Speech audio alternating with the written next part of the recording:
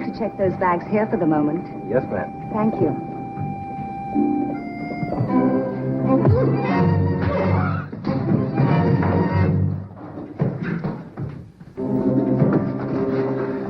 All right. Say it. I apologize for the Insinuation. insinuation. You're not a coward.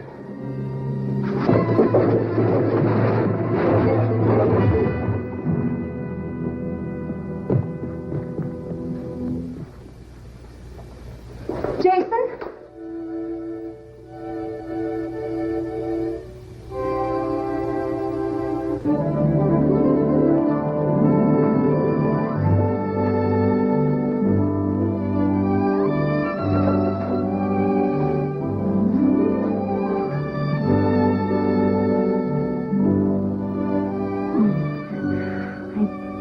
You I was a determined woman, in spite of your 15-month silence. You look wonderful, Red. Oh, bright and fresh and pretty.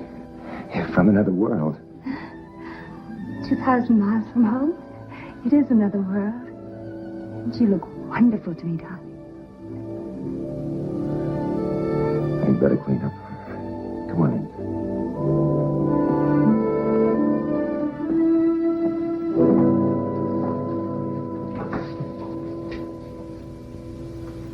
Taken a long time to find you.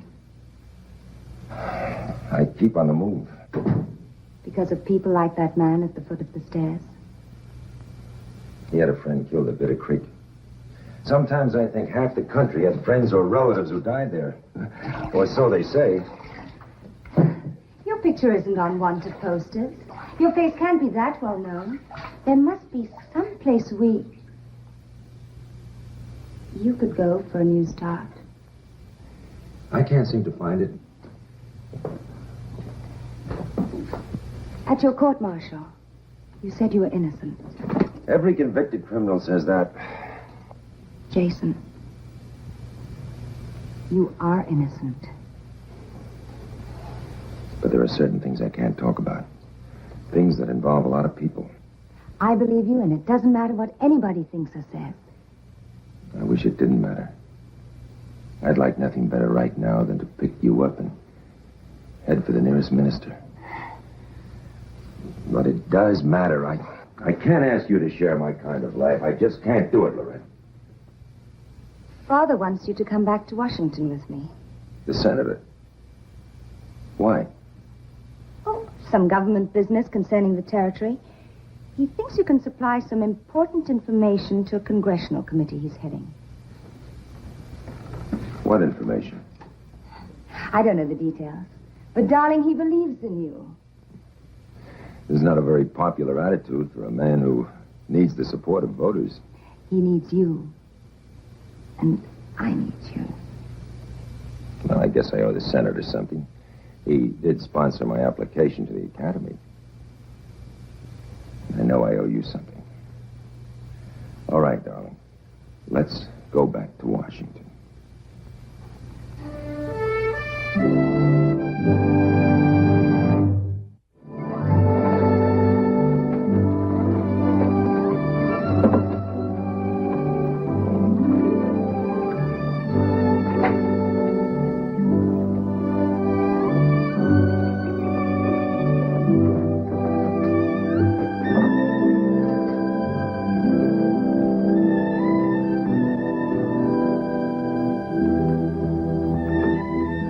Lansing. Hello, Harris. Captain? Harris? I'll tell the senator that you've arrived. Thank you.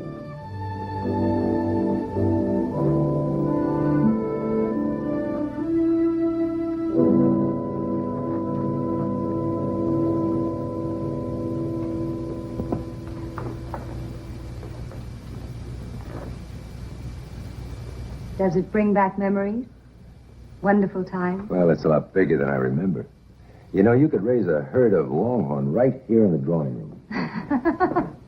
Lorette, good to have you home again. I see your trip was successful. Welcome, Jason. And thank you for coming. Thank you, sir. As a matter of fact, this is the first invitation I've had in a long time. You'll always be welcome in this house, Jason. More than that, it would please me greatly if you and Lorette lived here. Lorette says you wanted to talk to me about some government business. I do. I'm entertaining here tonight. Some congressional colleagues and several men who have considerable influence at the White House. I'd like you to meet them and hear what they have to say about the matter. Will you join us? Well, that might be embarrassing, sir, to everybody. I can assure you it won't be. My opinion carries considerable weight hereabouts, and after all, one day soon I hope to welcome you into the family permanently. I'm sorry, sir. Of course, I'll be there. But an evening suit, I don't think I have the time to... Good. That gives me a perfect excuse not to wear one. Let the rest of them suffer. You and I will be comfortable. I'll be here, sir. But now I'd better make a call on the general. Will you tell Lorette that I'll see you tonight? I will. Give the general my best.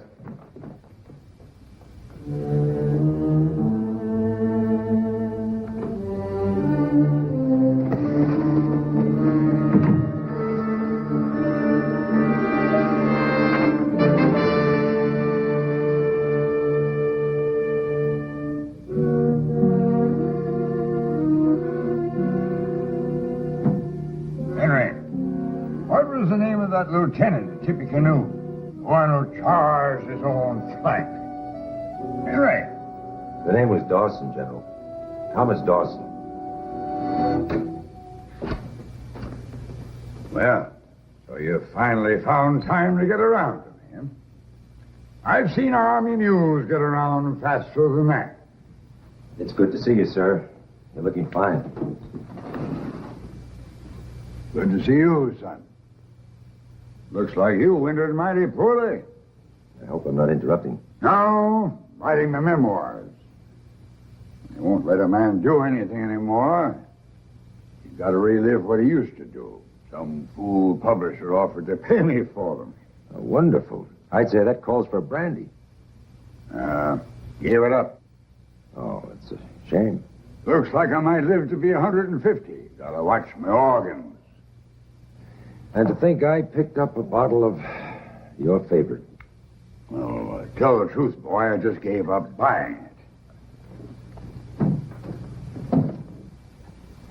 What in thunder did you do with that miserable reporter fella? Made him light into you that way. I refused to talk to him. Huh? What about? Bitter Creek.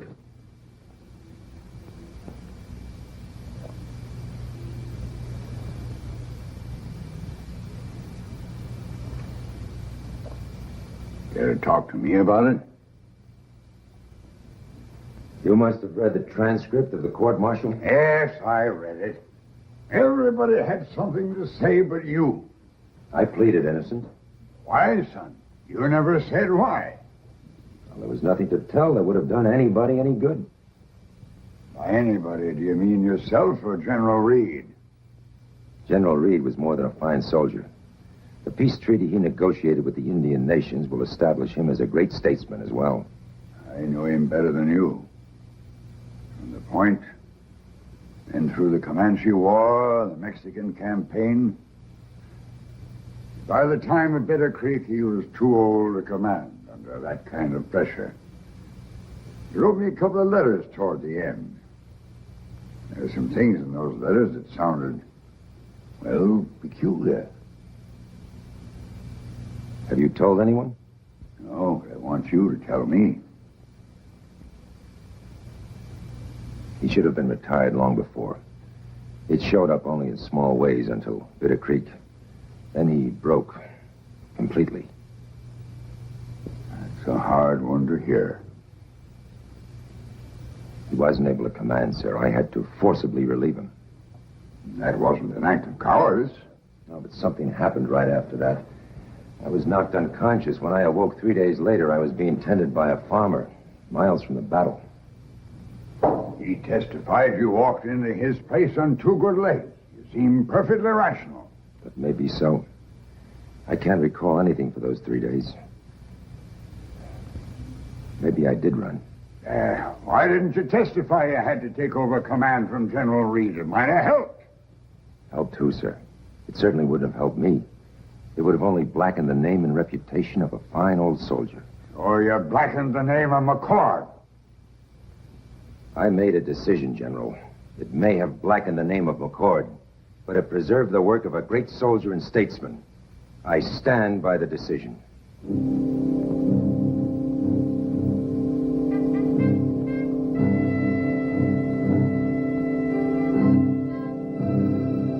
made the right decision, son. You turned out as good as I had hoped. Anna, you may be the best of the whole McCord line.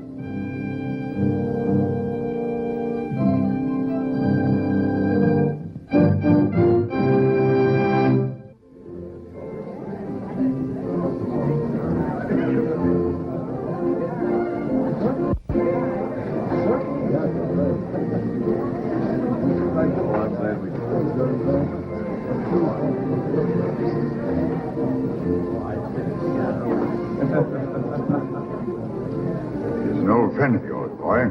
Colonel Snow. Hello, McCord. I haven't seen you for a long time, sir. Not since the court-martial.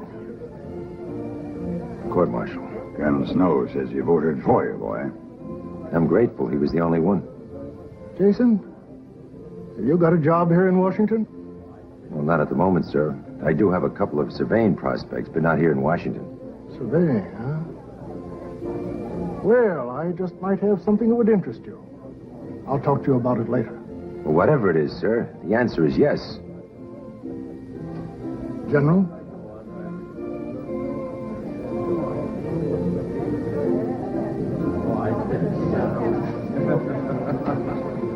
I have the others in the parlor. Can we have that little talk now? Of course, sir. Excuse me, General. I won't keep him very long. As you know better than any of us, Jason, the country's growing, pushing westward. You can't imagine the pressures that are brought to bear on us in Congress to open up this territory for development and settlement. You're very familiar with that area, Mr. McCord. We need considered, intelligent, first-hand advice like yours. Doesn't take much intelligence or knowledge to know that General Reed ceded that land to the Apaches in the treaty he signed with them. To open that land for settlement now would mean tearing up the treaty. And renegotiating. Now, I know your regard for General Reed, but it wasn't a very good treaty he worked out. Now, wait a minute, Senator Lansing. That treaty stopped the war. We were glad enough to sign it then. The important thing is we made it, and we should honor it. I'm not suggesting we dishonor it, Jason. Certain articles are very good. Others are very bad. Bad for the Apaches, bad for the white man. A promise on a piece of paper is something new for the Indians. Show them it doesn't mean anything a few years later, and they'll show you paint and feathers from one end of the territory to the other.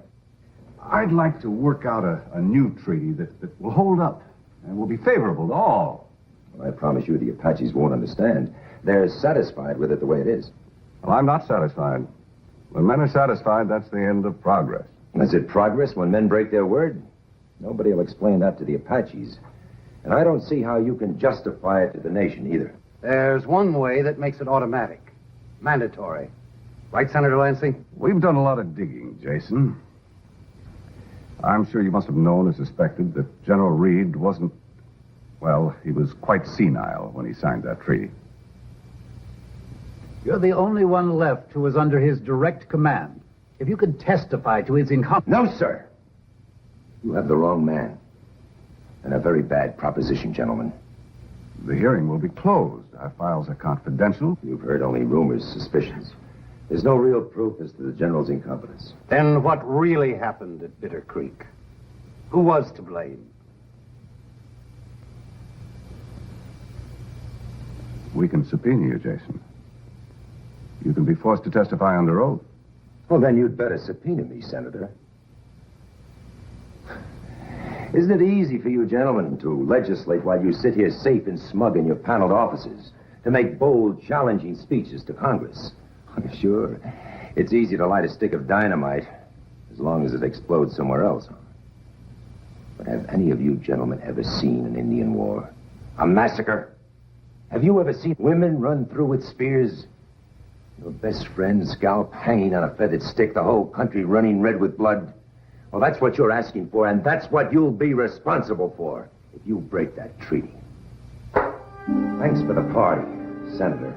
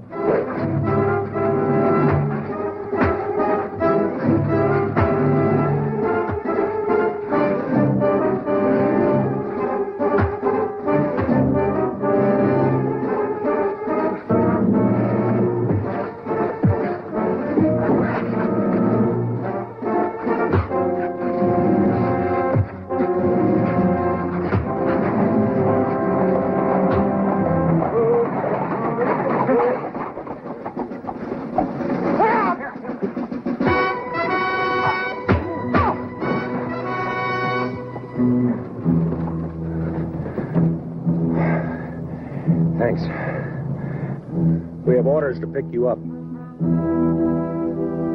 Secret Service. Come on.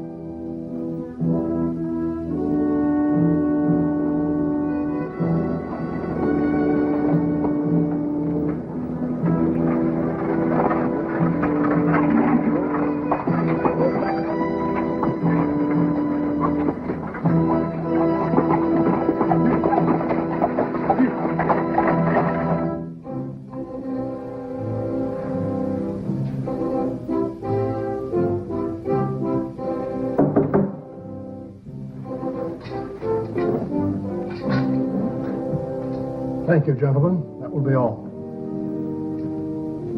Come in, McCord.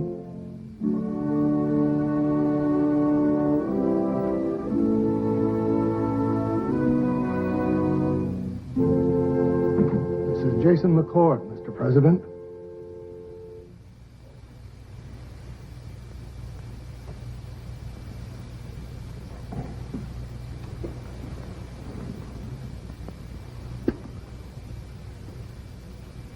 Still fighting the Battle of Bitter Creek, McCord?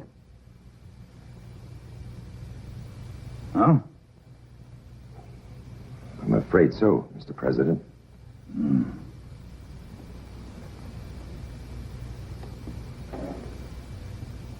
Well, McCord, they say a lot of things about you. Some good, mostly bad. But then there's diverse opinion about my fitness as a president, too.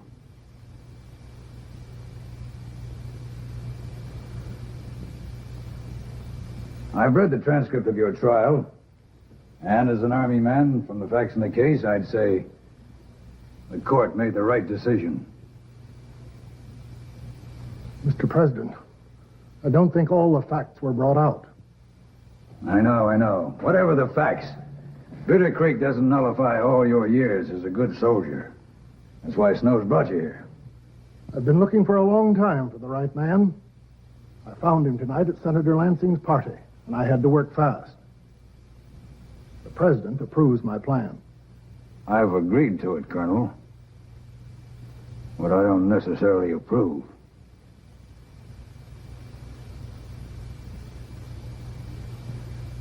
What is it you want me to do, Mr. President?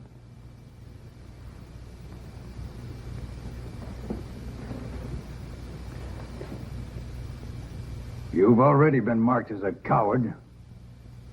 How would you like to be branded a traitor as well?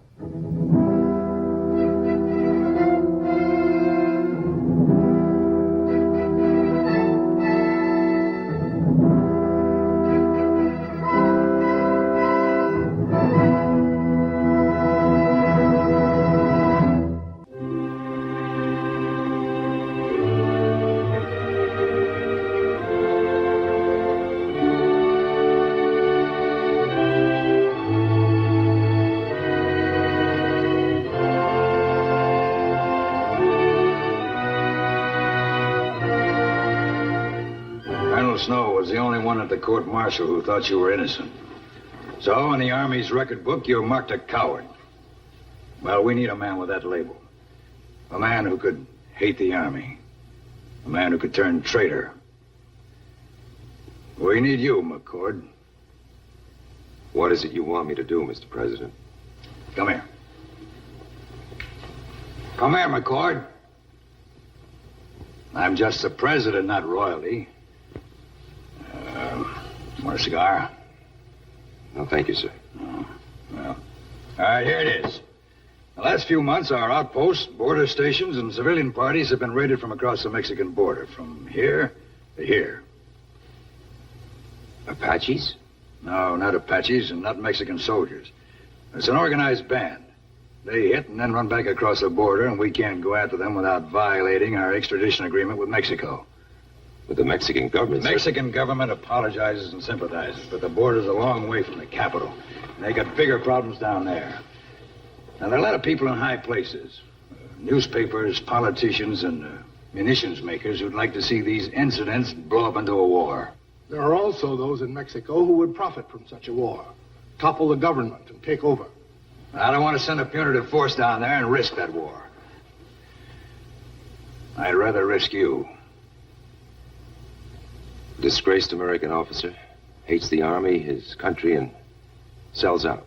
That's right. Infiltrate. Join up and get them to hit the payroll at Fort Perry. I'll be there. I'm your contact. Get a coded message to me. He's the only one in the country who'll know anything about this. Understand what I'm saying? I think so, sir. We're treading on diplomatically thin ice. Will you do it? Yes, sir. All right. Two of you can go and work out the details. Thank you, Mr. President.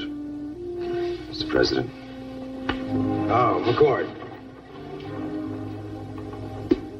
This won't clear your record at Bitter Creek. Nobody will ever know about it except the three of us. But I'll tell you this. If the President of the United States believed you were a coward, he wouldn't send you on this mission.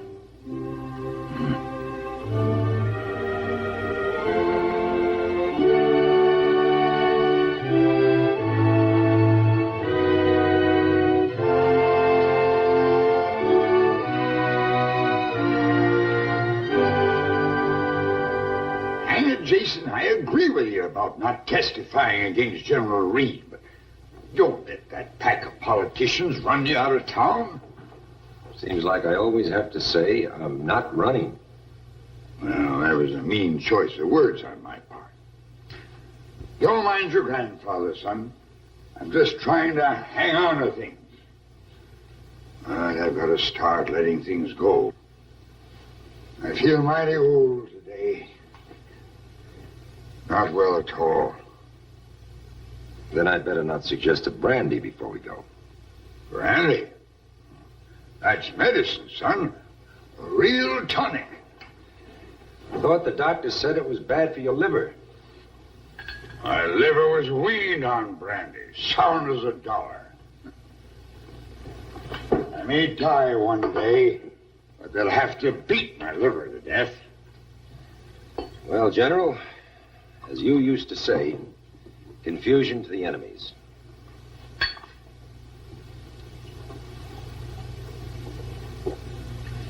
When I finish this job, I'll try to get back. Whatever it is, try and get that job finished before I'm finished. Now, wait a minute. You said you'd live to be 150.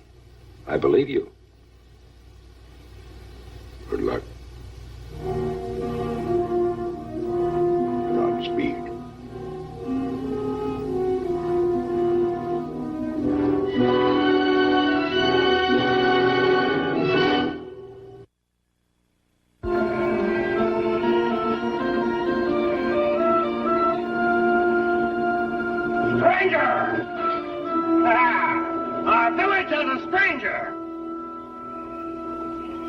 That is a stranger, Anguilla. You make a mistake, huh, stranger? Got yourself in the wrong place. You lost, huh? Ah. No, I'm not lost. No? Now, that's funny. You look like a man that's headed for Santa Rosa. Don't he look like a man that's headed for Santa Rosa, Anguilla? You have a very nice horse. He could get you to Santa Rosa in no time.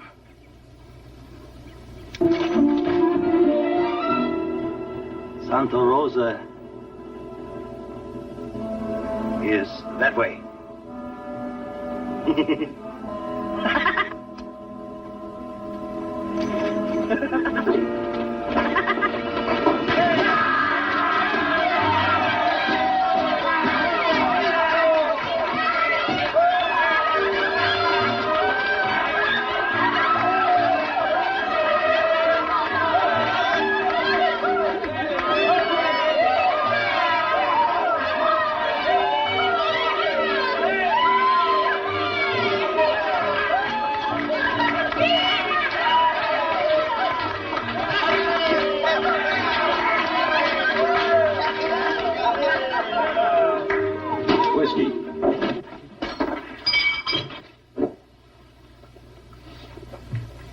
Where's my change? There is no change.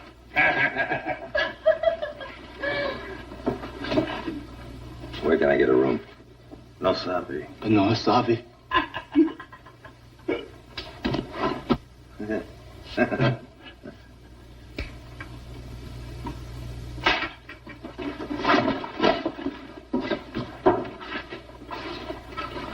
Don't touch it. It's my saddlebag.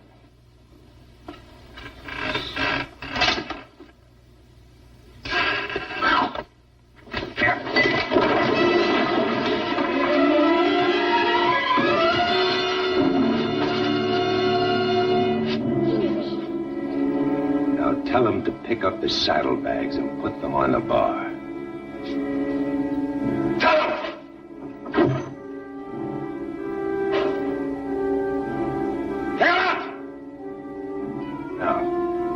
I want to talk to your head man.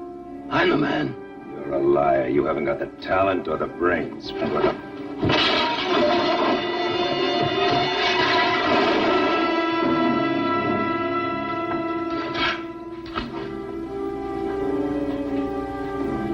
Now, about the head man. You want to meet him? I want.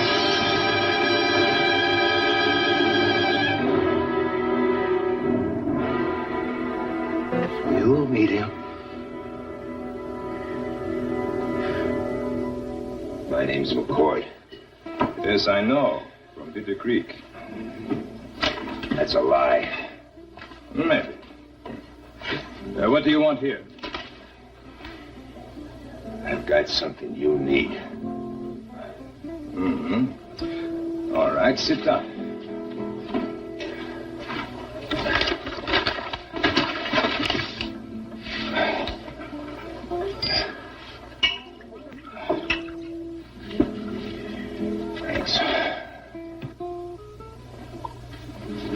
So, tell us what it is that we need. I'm familiar with American Army garrisons, forts, troop movements. Oh, very good. We are quite familiar there with the same things. Yes. But you've been lucky on all your raids. No, we know what we are doing. One day soon, some smart army man is going to study one of these maps and see the pattern. He'll look at it. Anyone can predict your next raid. No. No? Ford Rider.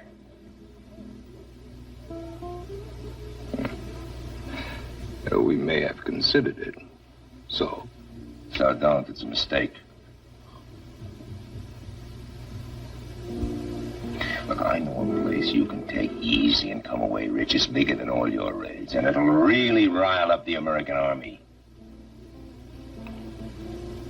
This place, tell me. We have no deal. All right, we have a deal. Look, I have a score to settle with the American Army. I expect to do a lot of business with your outfit. So I want a long-term contract with your head man, the real head man. Emil Brisat. Now, come on, Emil, I know better.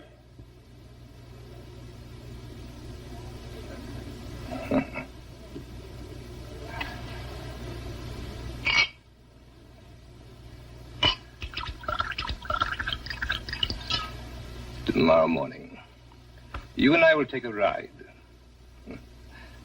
to the man. To the man. A little better, Roberto. Perhaps good enough for you and the other workers, but I will not have it in my cellar. Whether the charges against you are true or not is of no concern to me. I demand excellence in wine. But when it comes to men, I am, first of all, a politician. I must often deal with an inferior vintage. What do you offer? Good advice, number one. Change your pattern of attack. Move in an unexpected direction. Such as? Fort Perry.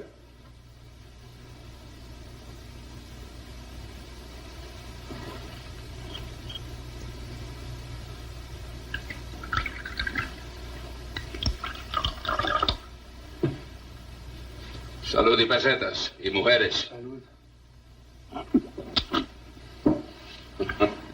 You choke on the first excellent wine you brought me. It is an example of a good wine judging a poor man. What Perry is small, of little consequence. There's a large shipment of silver and currency being held over there for one day. Interesting. And now that we have that information, why do we need you? First of all, because you don't know which day, General. A point. And secondly, because I'm familiar with that fort. If we enter it as soldiers, we can take that payroll without firing a shot. And just how do we do that? We can have some cavalry uniforms made up. And I can drill your men into something resembling a cavalry outfit. Then we ride in and out of Fort Perry with just a few well-chosen words. Simple. Perhaps too simple. The trick, General, the well-chosen words. It'll take an army man to know them and to use them. You have a deal, senor. Salud.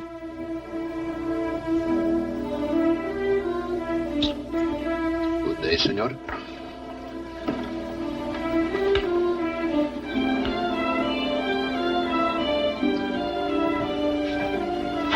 Prisa.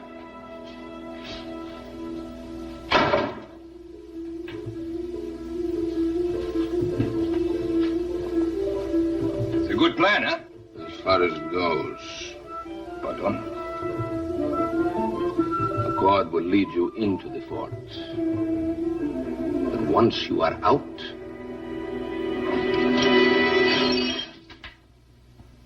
Dismount.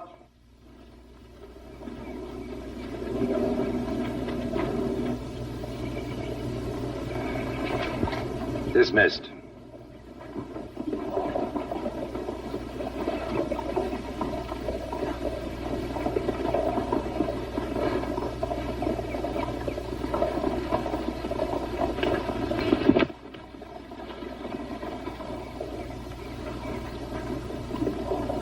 McCord, you ready to ride now? Ready as they'll ever be. How are the women coming with those uniforms? Well, they hope to have them ready tomorrow. They'd better be ready. That's the day the money will be at Fort Perry. Stupid. What? Drilling is stupid. Out. Dismount. Left. Right. I don't like it. Crispo, you do as I say. I don't like being told. I don't like being ordered around by a yellow streak.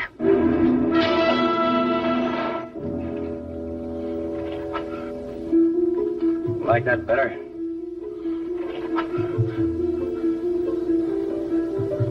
Well, you must excuse Crispo. He has very bad manners. He's excused.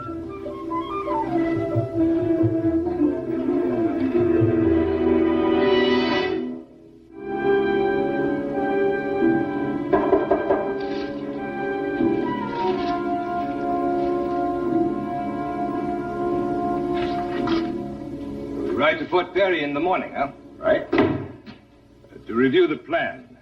Half of us will wear uniforms, the other half will chase us into the fort. Some of us will appear as though we are wounded, and the fort will open its gates to save us. Right. And the soldiers from the fort will give chase to the bandits. Leaving us and the payroll inside the fort.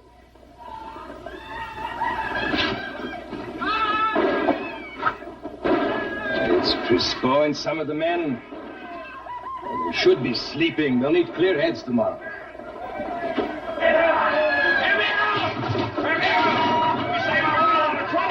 Uniforms, a gift from the United States Army. Officers, soldiers. Where did you get those? Some soldiers make a big mistake. Too near the border.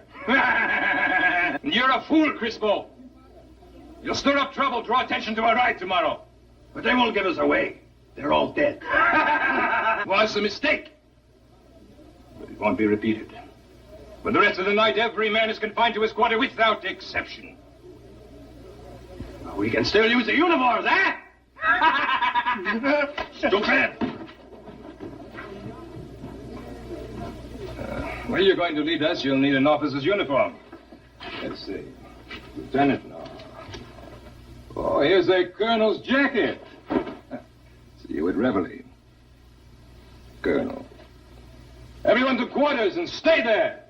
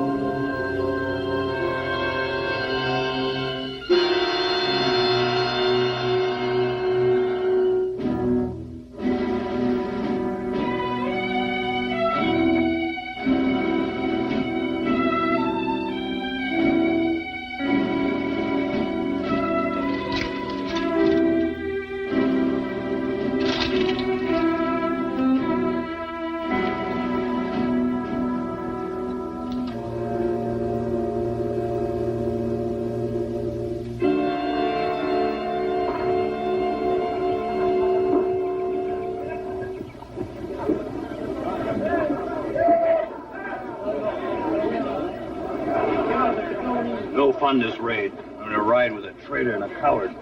You will have your fun, Crispo. On the way back, you may have the fun of killing him. Now that is a good raid.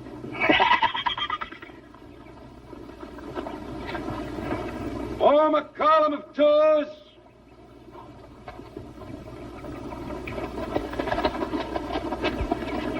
Forward! Hold!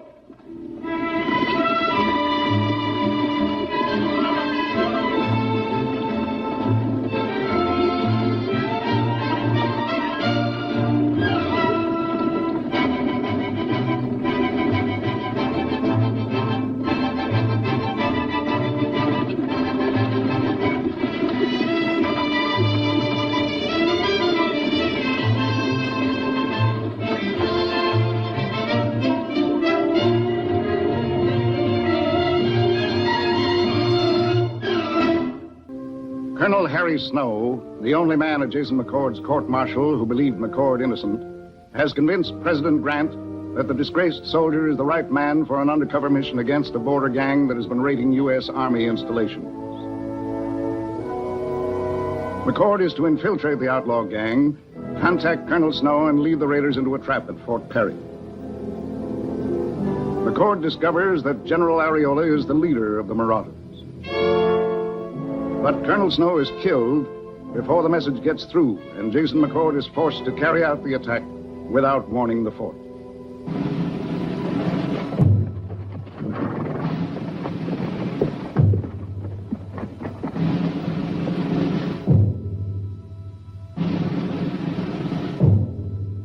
All right, let's put on a show for Fort Perry. Hey!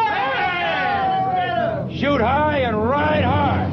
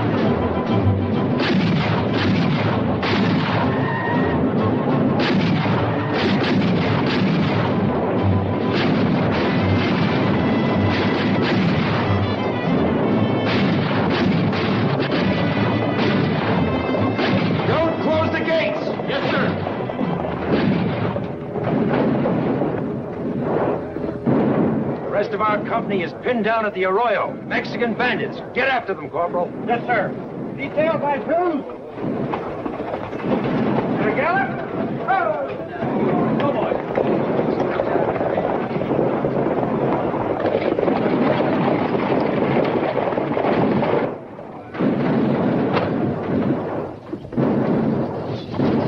going on, Colonel? Major, we were attacked by bandits. Part of my company is still pinned down at the Arroyo. These men need medical attention. Will you see to the defense of the fort, please? I'm in command here. I outrank you, Major.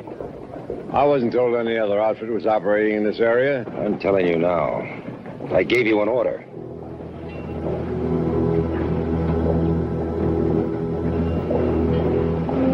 Get those men to the infirmary. So those were the few well-chosen words. Come on.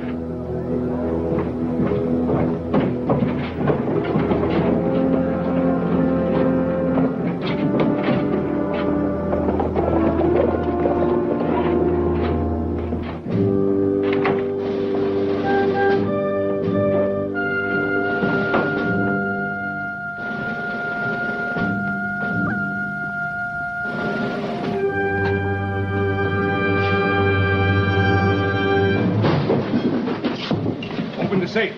But, Colonel, what we want the payroll you're holding for Fort Lowell, all 36,000 of it. Private, what do you see out there? Nobody out there, sir. They're all gone. Major Whitcomb, that man I just saw going into GHQ, that colonel, I know him. That's Jason McCord from Bitter Creek. Are you sure? I ought to be, sir.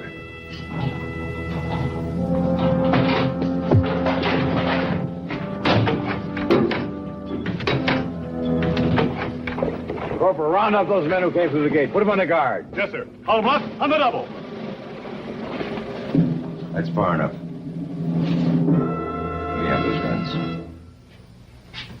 Let me have them. Hold it! These are two of the marauders wanted by the Army, Major. The rest of them are... I've taken care of the rest of them. Colonel McCord. These fellas knew about the payroll shipment, Major. That's right, Major. I told them not to lure them here. Get that hat off him. Tear off those insignia. Burn them. This raid was... Take him to the guardhouse. Major, this raid was planned with Colonel Snow. I was supposed to contact him when I was ready. We'll go over that when he gets back. He won't be back, sir. Colonel Snow was killed. I found out too late, so I had no choice. I had to go through with this raid. Look, I'm on special assignment from Washington. You're digging yourself in deeper with every word, McCord. Colonel Snow is dead. Killed by you and your friends, no doubt. You're wearing a United States Army uniform on a United States Army installation. According to the sentence of your court-martial, that alone is punishable by death. Listen to the... I'll listen to you when I'm ready. You'll face a firing squad tomorrow. Corporal Dewey, get him out.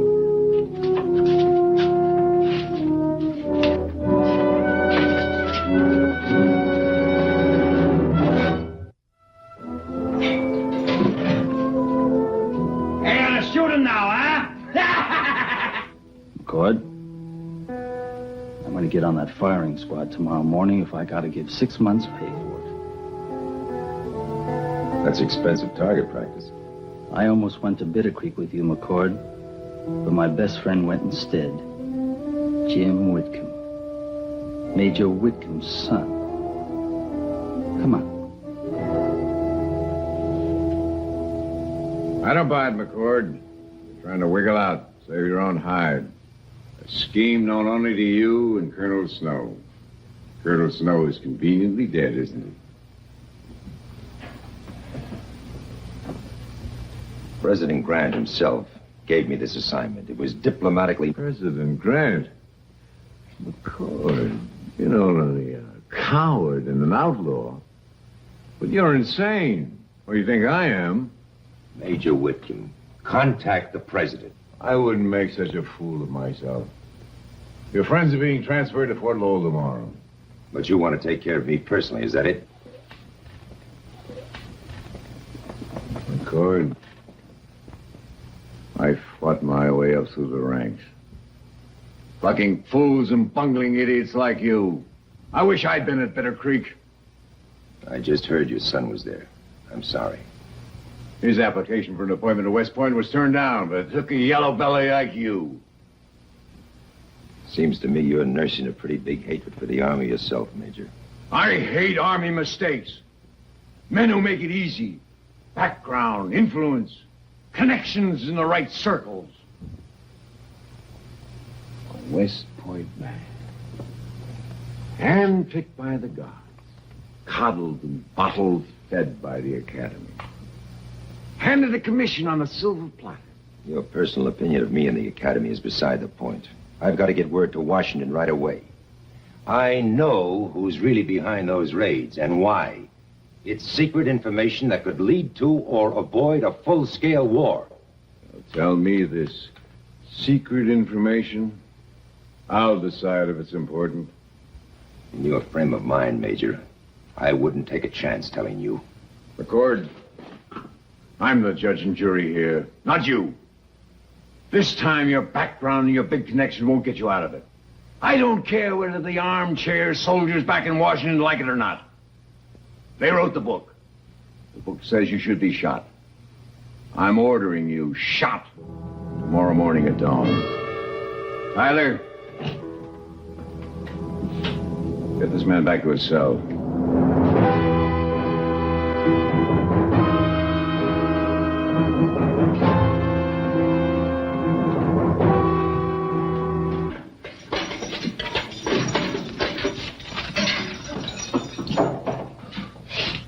Same old army rations, huh? Right down to the hardtack.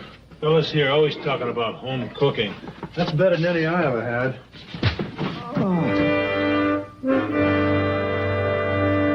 Guard, there's something wrong with this man.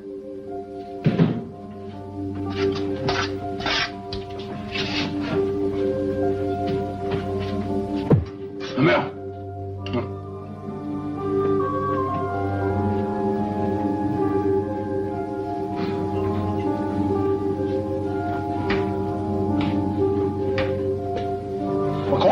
You get no worse. Let him go.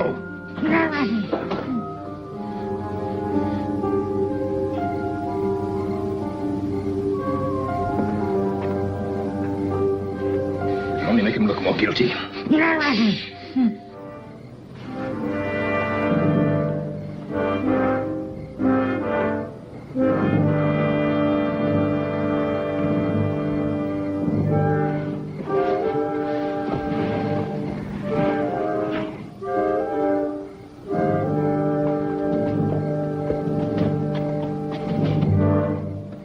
Courier from Major Whitcomb to the commander at Fort Lowell.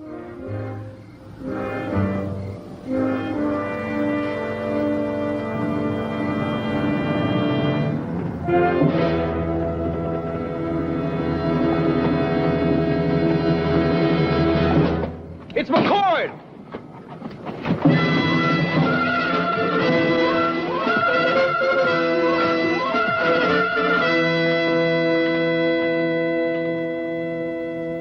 If I needed any further proof, McCord, this is it.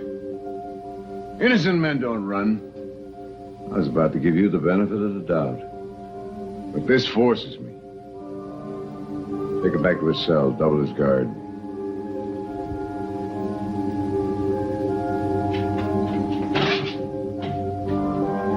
Corporal Dewey, good work.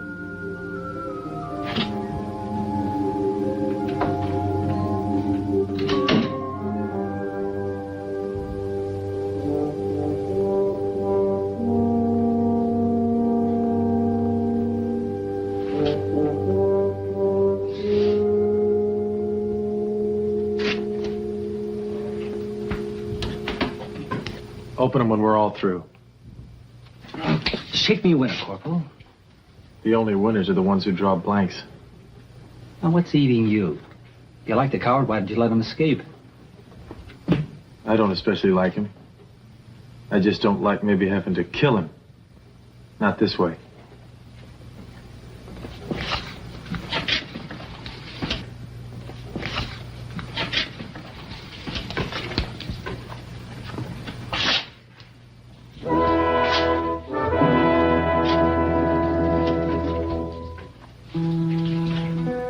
Open them. The six who got the marked ones, step forward.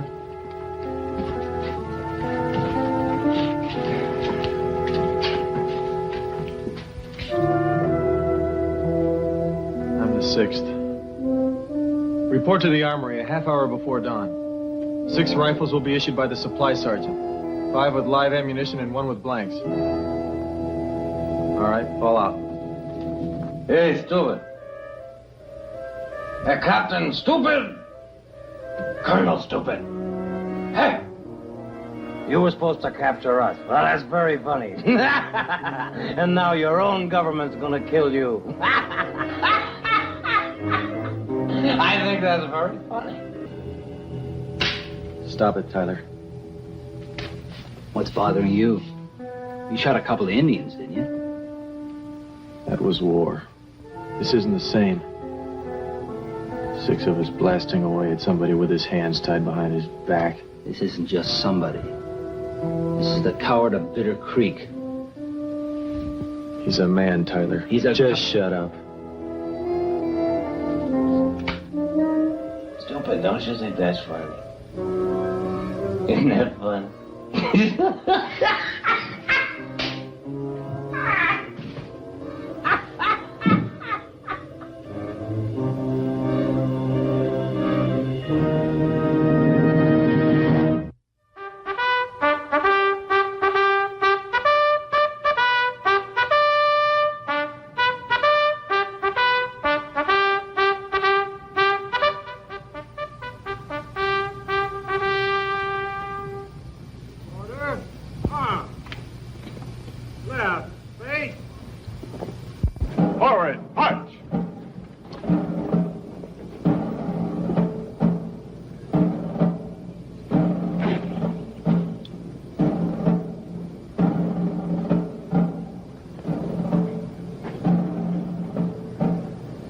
You want a blindfold? No blindfold. Major, I know you go by the book. Isn't it customary to grant a final request? If it's reasonable. I think it's reasonable. I cannot see the firing squad. This isn't fair. Why should they have all the fun? This is a very bad army, Emil. They hide when they do something pleasant. They refuse to share. Perhaps the sound from the shots will amuse you. That's true. My mind sees very good. I will enjoy it better.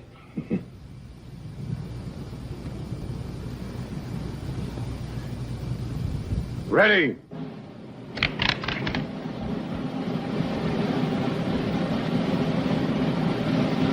Aim.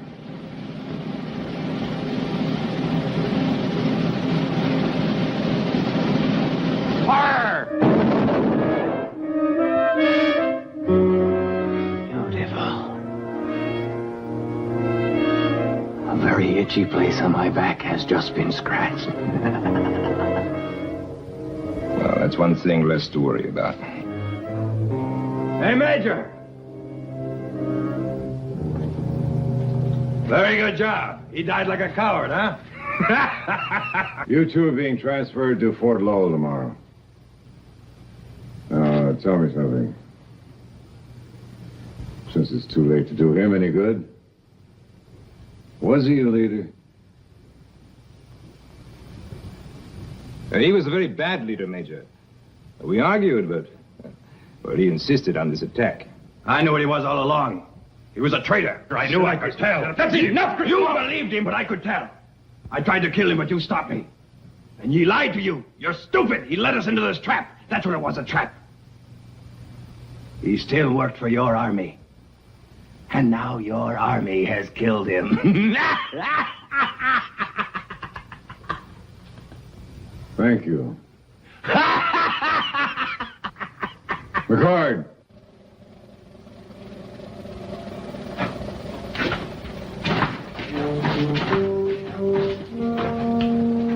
You're right. That was a reasonable request. Corporal Dewey?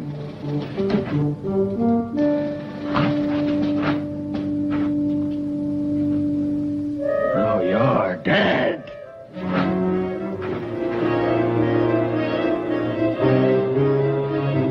Stupid.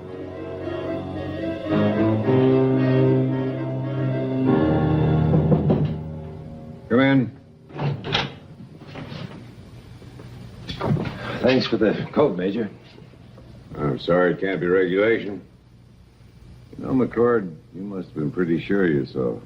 And me. Waiting until you were in front of a firing squad like that. I wasn't so sure.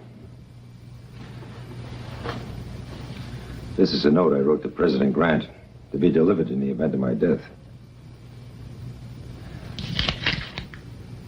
Now I can take care of it in person, thanks to you.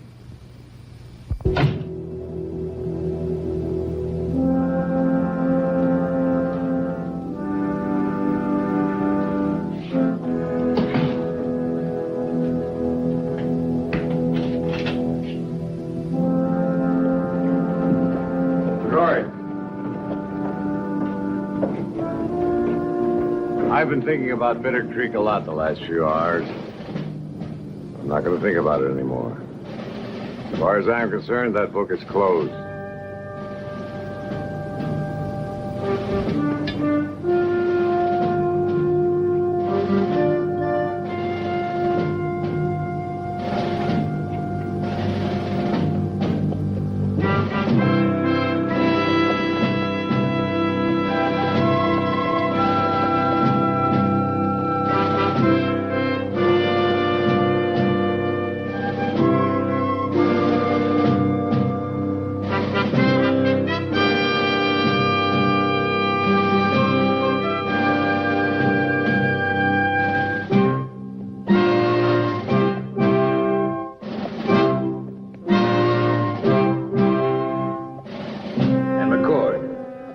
This won't clear your record at Bitter Creek. Nobody will ever know about it. But I'll tell you this. If the President of the United States believed you were a coward, he wouldn't send you on this mission.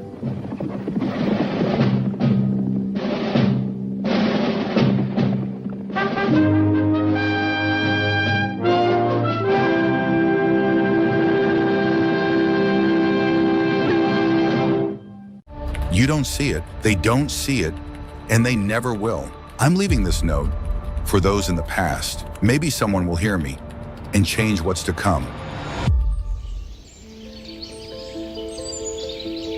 There was a time when people connected by touch. A glance could speak, and silence could say everything. But then, communication was sacrificed to the screen. Everyone was connected, but no one ever truly touched. We filtered out hunger. We silenced the truth. The algorithm told us what to see, and we never questioned it. Those passing by wearing AR glasses see them as a blur and ignore them. Please help me! Please help! Help! Help!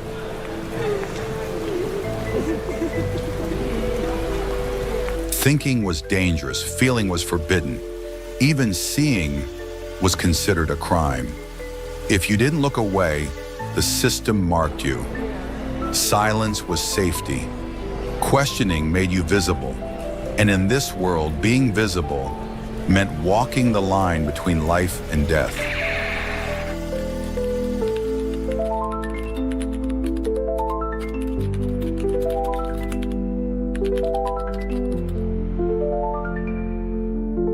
Maybe there's still hope. Maybe a child lifts their head, looks up at the sky, and remembers what it means to be human. With a single glance, everything could change. But not everyone lives long enough to look up, so make it count. Be the spark, be the voice, be the one who dares to hope